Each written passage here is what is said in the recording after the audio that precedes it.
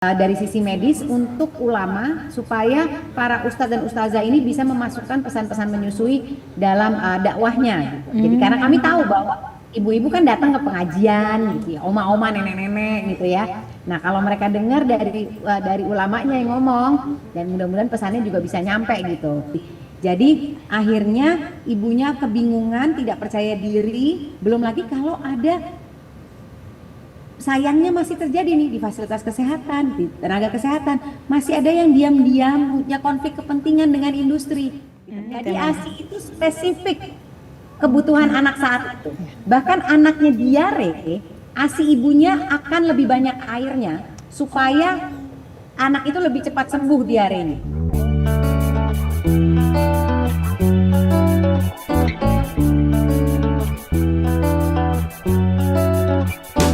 Nah oke Zoners, kita bakalan ngobrol langsung nih dengan Ketua Asosiasi Ibu Menyusui Indonesia, Nia Umar, Dokter Nia Umar ya. Halo, aduh, selamat pagi, dokter. Wah kayaknya. Saya ini bukan dokter, Mbak. Sorry. Ibu Nia Umar. Soalnya dari kemarin dokter-dokter mulu. Iya. Maaf Ibu Nia. Maaf Ibu Nia Umar. Oke. Sehat Ibu? Gimana kabarnya pagi ini? Apa suara kita terdengar? Oke, sehat ya. Alhamdulillah. Kita semua sedang dalam kondisi yang sehat karena besok weekend nih. Iya.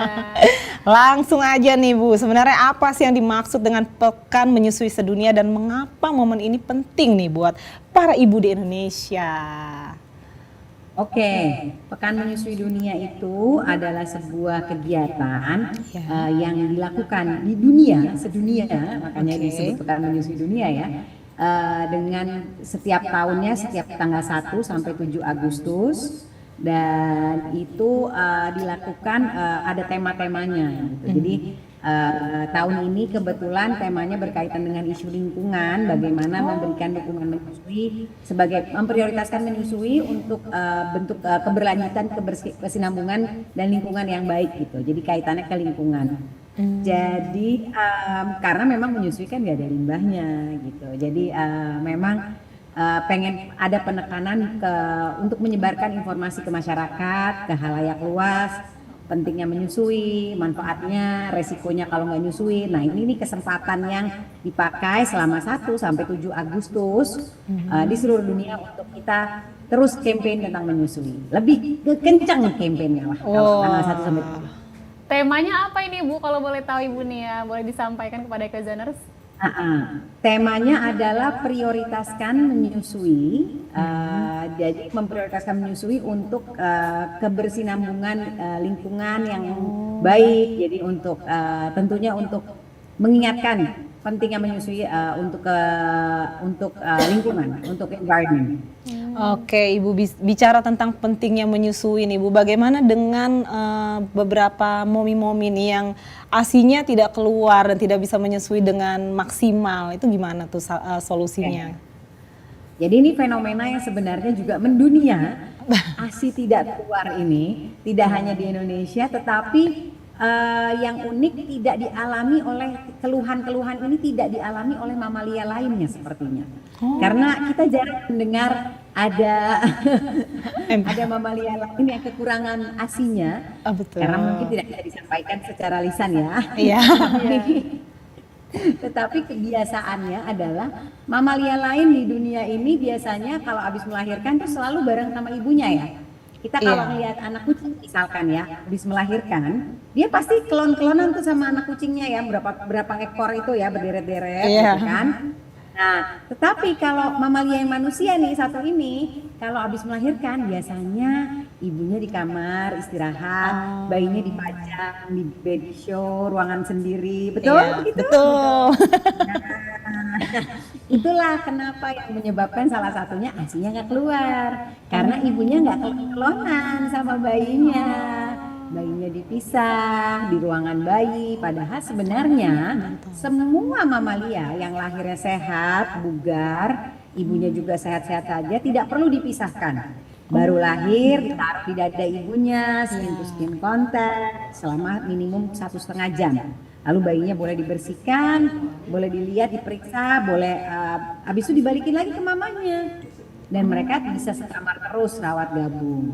Nah, kalau bayinya terus nempel sama ibunya, harusnya kekurangan ASI atau fenomena ASI tidak cukup itu hampir tidak ada. Karena bayi akan menyusu semau dia sesuai dengan kebutuhan dia dan badan ibunya akan memprovide itu. Baik, Begitu. Ibu Nia, mungkin hal-hal seperti ini mungkin ada calon-calon ibu yang mungkin belum tahu terkait hal seperti ini. Dan bagaimana Ibu Nia dan teman-teman juga mengedukasi, apalagi dengan masifnya era digital sekarang, seperti apa pendekatan-pendekatan yang dilakukan di era kini. Karena banyak orang, oh dari medsos ini, jadi tumpah ruah semua informasi yang didapatkan.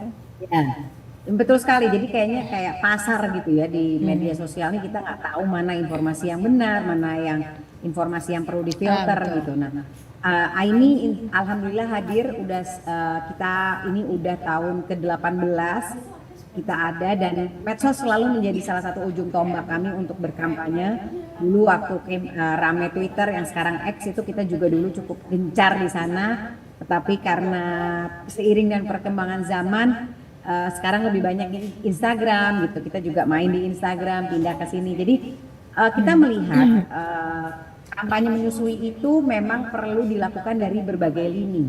Dan Aimi itu dalam melakukan kegiatan mengedepankan upaya-upaya promosi, perlindungan dan dukungan menyusui yang baik seperti apa. Dan media sosial menjadi ajang untuk kami berpromosi. Dan kami juga melakukan konseling buat ibu-ibu yang ingin membutuhkan bantuan menyusui. Kami juga buat kelas-kelas menyusui buat para pasutri, buat keluarga, dan kampanye-kampanye lainnya. Contohnya nih yang kami lakukan dalam Pekan Menyusui Dunia kali ini, kami punya workshop untuk ustadz dan ustazah. Jadi kami menjelaskan tentang pentingnya menyusui dari sisi agama dan juga pentingnya menyusui untuk ulama, supaya para ustadz dan ustazah ini bisa memasukkan pesan-pesan menyusui dalam dakwahnya. Jadi karena kami tahu bahwa ibu-ibu kan datang ke pengajian gitu ya, oma-oma, nenek-nenek gitu ya. Nah, kalau mereka dengar dari ulamanya yang ngomong, dan mudah-mudahan pesannya juga bisa nyampe gitu, bahwa menyusui itu ya didukung, di agama ada, di secara kesehatan juga baik buat ibu dan anak gitu. Jadi mereka bisa menyelipkan pesan-pesan ini dalam kegiatan mereka berdakwah. Begitu. Oke, Ibu, ini kan kalau kita lihat ya saat ini fenomenanya adalah ketika seorang ibu air susunya sedikit, akhirnya dibantu dengan susu formula seperti itu kan. Nah, bagaimana Amy memberikan edukasi nih kepada para momi-momi ini ya supaya lebih mengedepankan ASI, dan sebenarnya apa sih bedanya kalau anak yang dibesarkan dengan ASI murni dengan yang dicampur susu formula, atau yang benar-benar susu formula karena kesibukan sang ibu dan segala macam. Oke. Saya mau meng-highlight kata-kata tadi, dibantu susu formula. Nah, kenapa saya meng-highlight kata dibantu? Karena sebenarnya ketika kita memberikan formula tanpa indikasi medis yang tepat, bisa jadi itu bukan malah membantu. Itu malah mempersulit proses menyusui antara ibu dan anak. Jadi ibu yang merasa ASI-nya kurang, yang perlu mendapat bantuan itu adalah dibantu untuk ketemu konselor menyusui dulu. Bukan dibantu kasih formula. Ya, jadi itu ya pemahaman yang keliru di masyarakat. Kita kalau misalkan ya, kita ada luka baret, luka terkena pisau ya, besar gitu. Apakah kita langsung dibantu pakai Tensoplast atau kita ketemu tenaga medis dulu untuk memastikan perlu dijahit atau tidak? Lukanya dalam nih. Oh, kalau dalam ke dokter sih kayaknya. Ya. Nah, sama menyusui itu juga kan hal yang penting ya. Udah banyak studinya menunjukkan bahwa menyusui memberikan manfaat kesehatan baik buat anak yang disusuin dan termasuk ibunya. Jadi kalau ada kesulitan ya bukan langsung beli susu formula, tapi ketemu konselor menyusui dulu. Kenapa nih kok aku merasa ASIku kurang? Kenapa kok aku lecet ya payudaraku? Apa pelekatannya nggak baik ya anakku? Sehingga dia tidak bisa menyusu dengan baik, dengan optimal. Sehingga tidak bisa mengosongkan payudaraku, sehingga payudaraku tidak bisa memproduksi ASI sesuai dengan kebutuhannya. Itu kuncinya sebenarnya. Kunci keberhasilan menyusui itu adalah di hari-hari pertama habis melahirkan, bayi tidak dipisahkan, dia menyusu terus sama ibunya tanpa jadwal, tanpa dijadwalin 2-3 jam sekali, pelekatannya baik sehingga tidak lecet, sehingga ASInya keluar lancar. Itu kunci keberhasilan menyusui. Sayangnya yang terjadi di masyarakat, di fasilitas kesehatan, di tenaga kesehatan, seringkali melakukan intervensi-intervensi yang tidak perlu. Bayinya dipisahkan, tidak bersama dengan ibunya, tidak rawat gabung habis melahirkan, tidak didampingi konselor menyusui. Jadi akhirnya ibunya kebingungan, tidak percaya diri, belum lagi kalau ada, sayangnya masih terjadi nih di fasilitas kesehatan, di tenaga kesehatan, masih ada yang diam-diam punya konflik kepentingan dengan industri. Di tempat melahirkan dikasih gratis, dikasih dot bayinya. Nah itu udah mengganggu menyusui gitu. Nah ini yang kami sayangkan. Jadi sebenarnya yang bisa kita lakukan adalah kita mengajak ibu-ibu, yuk kita cari tempat melahirkan, fasilitas kesehatan, tenaga kesehatan yang mendukung kita untuk bisa menyusui. Baik kita nggak dipisah, kita bisa IMD, ada konselor menyusui yang mendampingi. Itu yang penting. Dan pemerintah juga memberikan aturan yang tegas, tidak boleh ada promosi terselubung diam-diam di tempat pelayanan kesehatan. Iklan-iklan susu formula ini juga penting untuk diatur.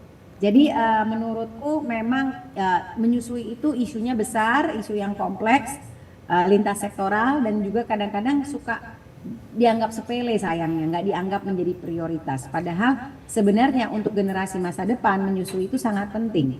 Karena apa? Studi menunjukkan, ini menjawab pertanyaan yang kedua, menyusui itu memberikan perlindungan kesehatan saat anak itu disusuin, termasuk ke ibunya, dan untuk masa depannya. Sudah banyak studi yang menunjukkan anak yang tidak disusui itu meningkat resiko penyakit apa aja, penyakit diabetes, penyakit karies gigi, obesitas, penyakit autoimun, itu tuh meningkat macam-macam. Dan itu ada banyak studinya. Buat ibunya pun kalau dia tidak menyusui, resiko kesakitan misalkan osteoporosis, kanker payudara, kanker rahim, diabetes, darah tinggi, itu tuh juga meningkat. Oke, Ibu Nia. Jadi banyak sekali yang menyusui. Yes. Baik, Ibu Nia, ini sembari kita diskusi, ada yang nanya nih dari Okezoners juga, Ibu. Bu, kalau boleh Kak Fitri? Oh, kalau bayi nggak mau ASI sama sekali gimana ya Bu? Aku pribadi saat bayi nggak ASI jadi dikasih susu bubuk terus. Jadi sampai sekarang nggak tahu rasa ASI. Ini ada pertanyaan dari Okezoners, gimana tuh Bu? Dengan ibu siapa namanya yang bertanya tadi? Ibu Gabriela. Oke, Ibu Gabriela, boleh tahu nggak kemarin dulu waktu melahirkan itu bagaimana kejadiannya, di mana, apakah sempat tadi yang IMD yang skin to skin contact, apakah bayinya sama ibu terus di tempat melahirkan, menyusui semau bayinya. Biasanya bayi yang menolak menyusu itu bayi-bayi yang sudah kenal duluan sama dotnya. Aku selalu nyebut dot itu kayak kalau dalam pernikahan ada pihak ketiga. Nah, dot itu adalah pihak ketiga kalau antara hubungan ibu dan anak.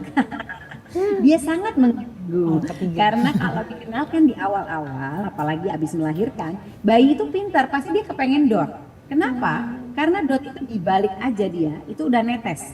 Tes udah keluar. Jadi bayi cukup mencucu sedikit, udah keluar. Sedangkan bayi kalau netes sama ibunya, dia perlu mangap, membuka mulutnya ke lebar. Tekniknya beda. Nah, kalau di awal-awal persalinan, di tempat melahirkan, pas lagi baru berapa hari udah kenalan sama dot, biasanya bayinya nggak mau lagi sama payudaranya, payudara ibunya kalah sama dotnya. Nah, jadi penting tadi pertanyaanku dijawab dulu, kejadiannya tuh apa awal-awalnya. Kembali lagi, semua tuh dari awal. Kalau dari awalnya udah ada yang mislek, udah ada yang nggak tepat, biasanya kesininya kayak bola salju, dia jadi faktor penyulit keberhasilan untuk menyusui, begitu. Oke, Ibu, ini kan kembali lagi yang tadi jawaban Ibu sebelumnya kan, kalau misalnya ada seorang ibu yang melahirkan terus ASI-nya sedikit, itu kalau nggak salah langsung disuggest oleh dokternya sendiri untuk dibantu oleh susu formula. Nah, kalau kondisinya seperti itu gimana tuh Bu? Posisi si ibu harus menolak atau gimana? Terkadang ada yang begitu. Kalau saya melihat jika ada kesulitan menyusui, sebaiknya semua ibu itu mendapatkan pendampingan konselor menyusui dulu.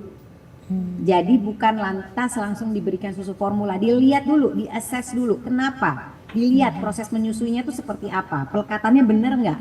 Jangan-jangan asinya kurang gara-gara tuh menyusunya nggak benar, melekatnya nggak bagus gitu. Bayinya ngempeng di payudara, itu yang menyebabkan asinya nggak keluar. Jadi bukan lantas langsung diberikan susu formula. Kalaupun dia perlu susu formula untuk indikasi medis, itu bagaimana cara pemberiannya? Tidak diberikan dengan dot tentunya. Kalau dia mau suplementasi, itu kita nyebutnya ya, penambahan susu formula untuk supaya bayinya tetap mau menyusu, itu ada tekniknya dan konselor menyusui pasti tahu caranya. Bagaimana memberikan suplementasi tambahan susu formula atau ASI donor dengan tanpa dot dan tetap mempertahankan proses menyusui. Itu ada caranya dan itu semua bisa didampingi konselor menyusui. Kita menyebutnya kalau tadi kayak kasus Ibu Gabriela, dia pengen kembali menyusui, itu ada namanya relaktasi. Bagaimana caranya membuat ibu yang tidak menyusui anaknya bisa menyusui anaknya. Dengan catatan kita mesti lihat usia bayinya berapa gitu. Kalau usianya masih di bawah 4 bulan masih lebih muda, masih bisa dilakukan di rumah, didampingi konselor menyusui. Kalau di atas itu mungkin perlu bantuan tenaga konsultan laktasi yang lebih profesional, yang bisa yang bisa meresepkan obat, bisa memberikan bantuan-bantuan lebih jauh gitu. Karena mungkin butuh bantuan obat juga untuk meningkatkan pasokan ASINya. Jadi sebenarnya bukan langsung menolak, dipertanyakan dulu kenapa saya perlu tambahan susu formula, bagaimana cara pemberiannya. Nah kalau rumah sakitnya, vaskesnya, nakesnya itu sayang bayi dan ibu benar-benar nih dan peduli dengan menyusui, dia akan memberitahu cara yang tepat bagaimana mensuplementasikannya itu tanpa dot tentunya. Oke. Lalu bagaimana Ibu melihat fenomena working mom yang ya udah namanya juga kesibukannya banyak, jadi time management itu harusnya seperti apa sih Bu ini ya? Ya, jadi memang ibu yang bekerja di luar rumah itu memiliki tantangan tersendiri saat menyusui karena memang tidak bisa dipungkiri tidak mudah mempertahankan menyusui sambil bekerja di luar rumah. Tetapi bukan tidak bisa. Saya melihat banyak sekali ibu-ibu yang sekarang bisa tetap mempertahankan menyusui, memberikan ASI ke anaknya walaupun mereka bekerja dan tidak bersama dengan anaknya. Cara bagaimana memulainya adalah dari awal-awal persalinan sesudah melahirkan, proses menyusuinya sudah lancar dan mantap, ibunya mulai menabung ASI perahnya. Lalu ASI perahnya ditabung, selama di rumah pas cuti ibunya netain aja terus anaknya tanpa memberikan ASI perah. Nah nanti nih kalau ibunya udah mau balik kerja, misalkan 2 minggu lagi, dia mulai mengajarkan anaknya, pengasuhnya, anak yang dititipin sama siapa di rumah, memberikan ASI perahnya. Memberikan ASI perahnya dengan tidak menggunakan dot lagi-lagi. Caranya gimana dong kalau nggak pakai dot Mbak Nia? Banyak cara menuju Roma. Memberikan ASI perah bisa dengan gelas kecil, dengan pipet, spuit, banyak banget caranya. Jadi itu bisa diajarkan ke pengasuhnya untuk memberikan ASI perah tanpa dot dan ada simulasinya gitu, dicoba gitu, ibunya ngumpet jangan di depan anaknya gitu. Karena bayi itu pinter kalau tahu ada ibunya ngapain dia disuruh nyusu pakai media lain gitu. Itu pabriknya di situ gitu, dia tahu. Jadi ibunya ngumpet. Nah, lalu baru ketika kembali bekerja ibu minta di tempat kerjanya bagaimana ada fasilitas ruang menyusuinya kah, ruang laktasinya, merah yang memadai itu penting.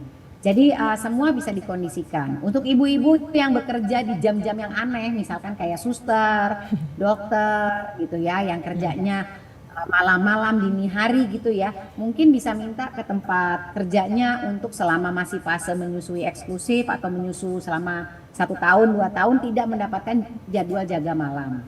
Karena apa? Karena malam itu waktu-waktu di mana produksi ASI paling optimal, paling banyak. Jadi diharapkan bisa bersama anaknya gitu. Jadi minta shift-shift yang mungkin difasilitasi di pagi. Jadi itu penting juga untuk memastikan tempat kerjanya itu mendukung proses menyusui. Begitu. Oke, kalau untuk kejadian seperti ini yang bukan ASI ibunya yang kurang, tapi anaknya sendiri yang tidak mau minum ASI itu juga ada kan yang seperti itu Bu?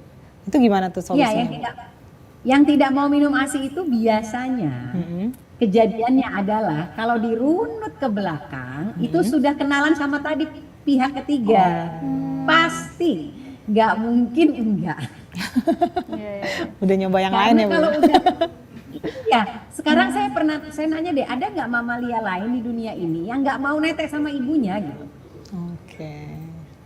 Emang udah Iya. kodratnya menyusui.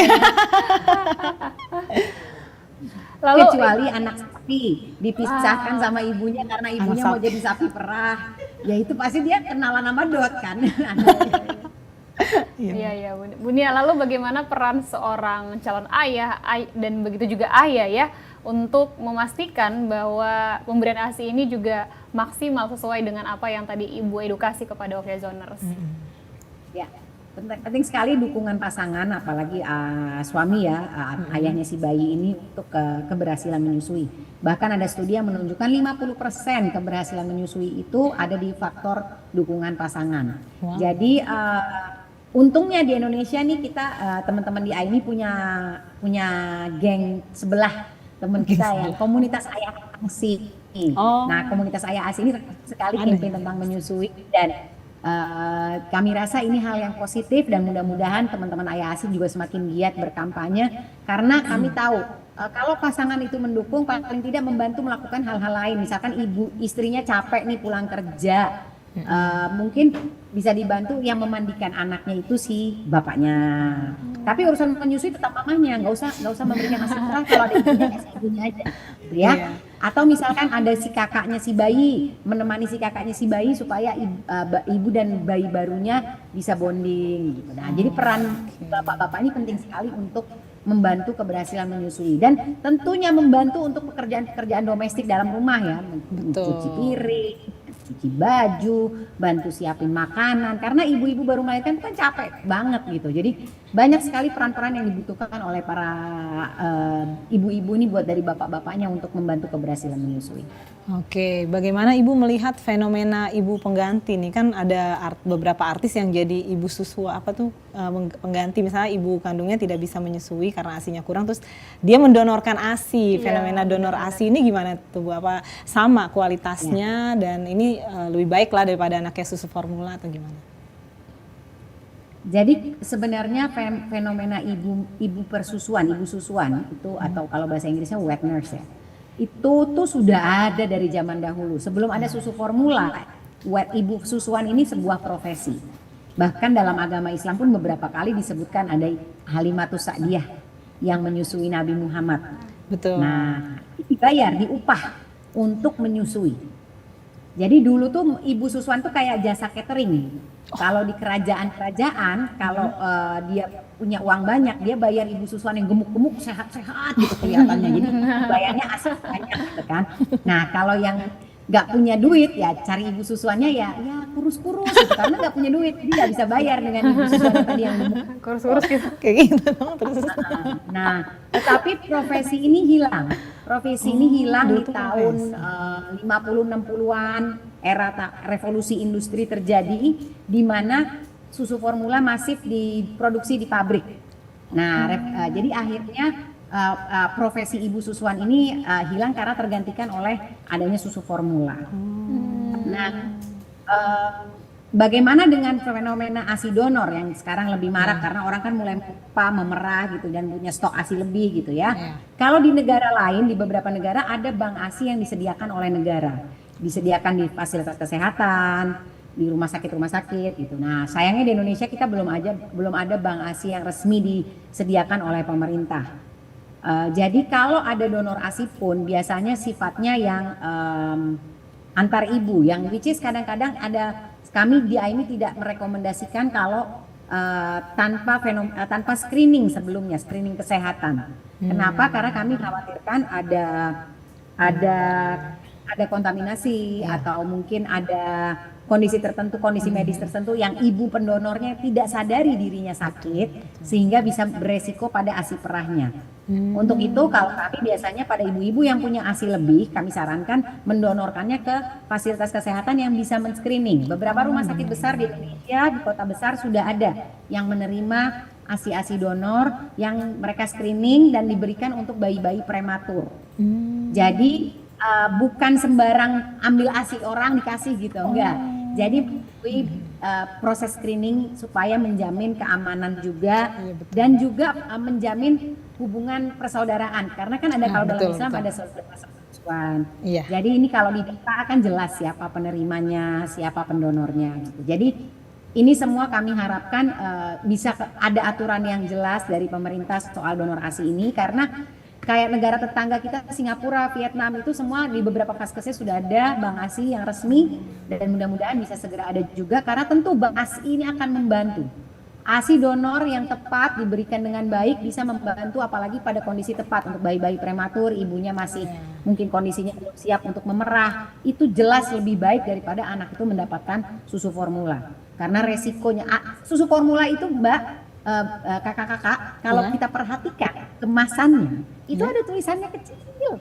Apa tuh? Ini bukan produk steril. Nah, sebenarnya Kita nggak terlalu Nggak aware ya. nggak aware, heeh. Kenapa kecil jadi tulisannya? sebenarnya ada, ya ada resikonya sebenarnya, tetapi bukan tidak susu banyak steril. orang yang tahu gitu. Sedangkan kalau ASI, air susu ibu itu tuh didesain sedemikian rupa untuk bayi kita gitu. Jadi spesifik. Bahkan nih, ini yang banyak orang nggak sadari. Jadi kalau orang nanya, Bu, ASIku tuh bagus buat aku dan anak orang ya? Enggak, sebenarnya ASImu tuh baik untuk anakmu sendiri. Oh. Sebenarnya kenapa? Karena saat misalkan ibu ini sakit, dia ketularan flu misalkan. Saya ketularan flu saat ini nih. Belum kelihatan tanda-tandanya kan? Ya. Saya masih sehat-sehat aja, masih baik-baik aja. Tapi mungkin beberapa jam lagi saya bersin-bersin gitu. Tapi badan saya sudah tahu nih, oh ini ibu Nia mau flu. Badan saya langsung memproduksi antibodi yang keluar di dalam ASI, sehingga anak saya minum ASI saat itu juga supaya dia tidak tertular flu saya. Keren banget. Jadi ya, ASI itu spesifik kebutuhan anak saat itu. Bahkan anaknya diare, ASI ibunya akan lebih banyak airnya supaya anak itu lebih cepat sembuh diarenya. Oh. Kenapa bisa? Luar biasa keajaiban. Karena liur bayi ASI yang netek sama ibunya itu mengirimkan signal ke badan ibunya, oh anak ini diare, dia butuh banyak air. Itu yang membuat dia tidak tergantikan. Luar biasa ya. Ibu Nia, kita dapat insight banyak. Kita banyak yang baru tahu ya. ASI nih ya. Mungkin nanti bisa Sampai jadi dengan cengang ya. bisa jadi bekal juga kalau kita nanti. Bisa jadi bekal Bu buat kita kakak-kakak di sini. Amin. Terima kasih banyak nih Ibu Nia, insight-nya sangat bermanfaat sekali Iya juga. Bu, amin. Buat Okezoners juga ya, pasti banyak yang baru, informasi baru ya dari Iya. Ibu Nia Umar ini. Iya. Terima kasih Bu atas Aku dengar tadi waktunya. katanya ada yang mau nabung, mau merit kan? Nah, Ini. Nah,